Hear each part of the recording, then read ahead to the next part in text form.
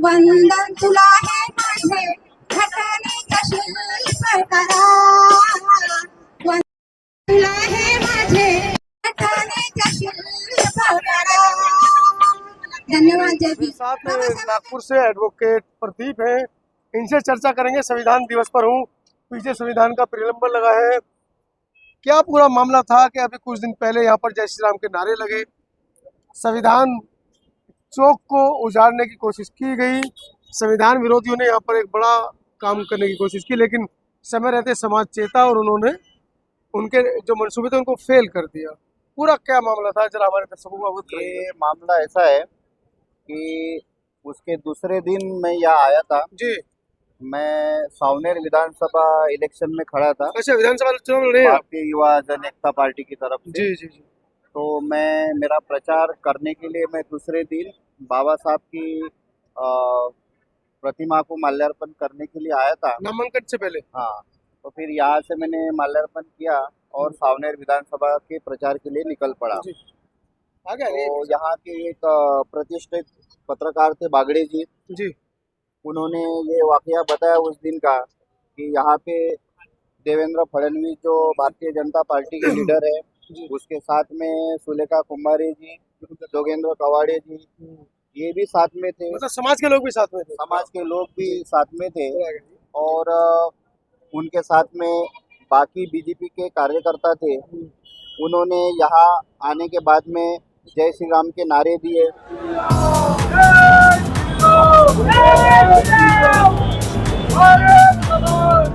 और ये यहाँ का जो परिसर है उसमें कुछ मात्रा में तोड़फोड़ भी हुई।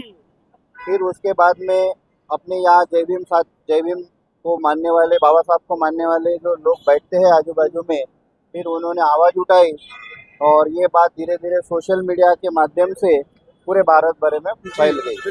तो लोगों ने फिर पुलिस स्टेशन में रिपोर्ट के लिए गए, लेकिन रिपोर्ट दर्ज किया नहीं पुलिस वालों ने।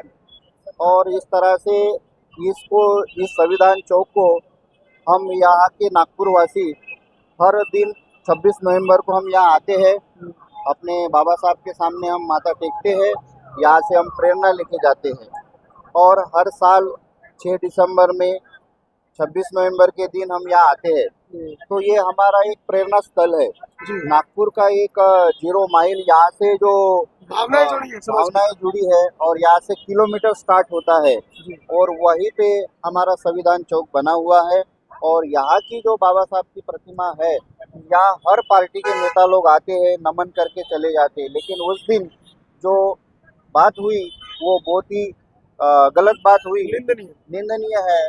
और ये भारतीय जनता पार्टी के जो लोग हैं, इनकी मंशा नहीं है कि इस देश का संविधान अमर रहे और ये देश संविधान के हिसाब से चले। इनकी मंशा है मनुस्मृति चलाने की और फिर से मनुस्मृति लाने की, पर हम ऐसा बिल्कुल होने नहीं देंगे।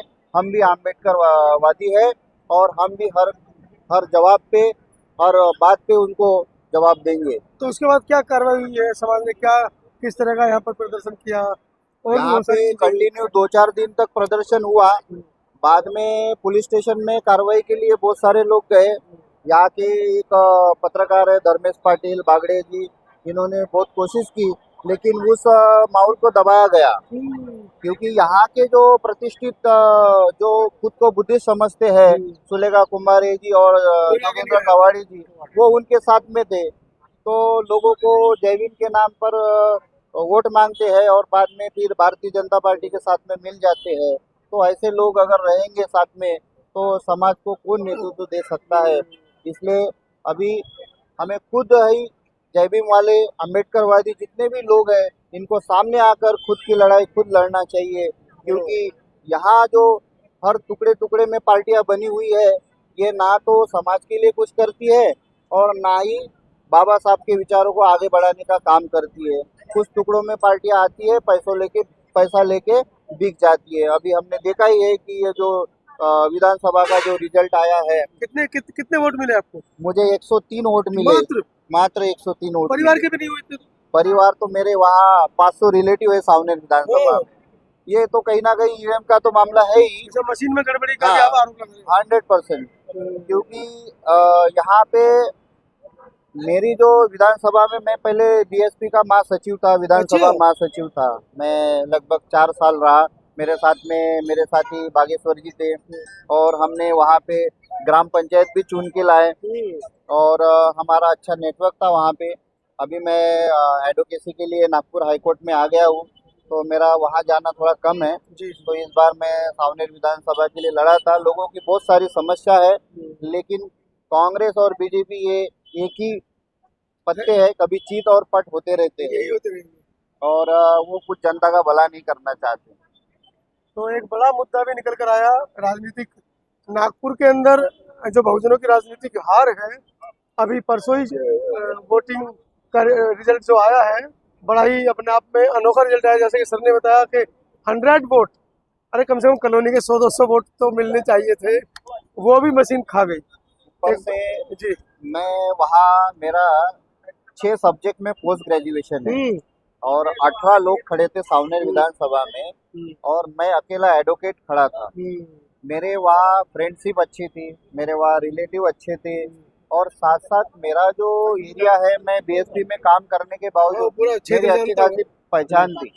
मुझे तो कम से कम 3-4 हजार वोटिंग मिलने की आशंका थी, लेकिन मुझे लगता है कि ईवीएम में कहीं ना कहीं गड़बड़ है और ये हमारा जो वोट है वो इनडायरेक्टली बीजेपी को ट्रांसफर होता है, ऐसा मैं कहता हूँ।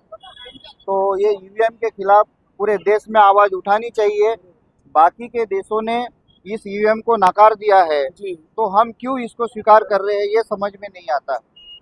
ये ईवीएम को हटा के बैलेट पेपर से चुनाव होने चाहिए, तब जाके इस भारत देश की लोकशाही जिंदा रह सकती है। तो आपने सुना नागपुर की ये बड़ी कहानी के परसों का जो रिजल्ट आया है, उसके पीछे जो षड्यंत्र निकल कर आ रहे हैं। ऐसा भी कहा जा रहा है कि बहुजनों की तमाम पार्टियां मिलकर भी 2000 वोट नहीं मिले हैं, इनको 100 मिले हैं। लेकिन अगर तमाम कैंडिडेट्स को मिला दिया जाए, जो बहुजन समाज से थे, बहुजन समाज की पार्टियां थी, सबका जोड़ 2000 से ऊपर नहीं पहुंचा है। कुछ ऐसी चर्चा और भी लोगों से करेंगे और परत दर परत आपको सच्चाई से अवगत कराने की कोशिश करेंगे। दिल्ली से पहुंचा हूं आज मैं नागपुर समता आवाज टीवी की इस खास पेशकश के साथ। वीडियो के बारे में आपकी क्या राय है, कमेंट सेक्शन में हमें कमेंट जरूर कीजिए। बहुत बहुत धन्यवाद।